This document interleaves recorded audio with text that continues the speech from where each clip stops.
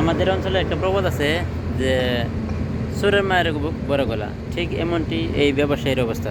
দেন ভিডিওতে আপনি তো পাইকারি বিক্রি করেন, আপনি তো নাটের গুরু, আপনি তো মূল এজেন্ট এখানকার। এই গোটা বাজার কন্ট্রোল করতেছেন আপনি, এই গোটা এলাকা কন্ট্রোল করতেছেন আপনি, আপনি সাপ্লায়ার, আপনার তো আগে দিতে হবে। বুঝেছেন না? কি ভয়ঙ্কর কথাবার্তা, হাসতেছেন।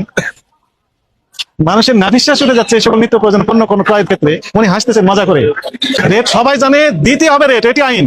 আপনি নিজেই তো জানেন না সরকারি রেট কত, আবার বলছেন সবাই জানে, আপনি তো জানেন না। ব্যবসা করেন, শুধু লাভই করে যাচ্ছেন সমানে, কিন্তু আপনার কাছে কোনো তথ্য নেই। তা আছে ক্রয়ের ক্যাশ মেমো, আপনার মূল্য তালিকা নেই। তেল তো তেলই তো সমস্যা। ডিওই দেখান আমাকে, ফটোকপি দেখান। রাখবেন না তো, কারণ কিনেন যে রেটে, এটা যদি জানাজানি হয় তাহলে এত লাভ করতে পারবেন না।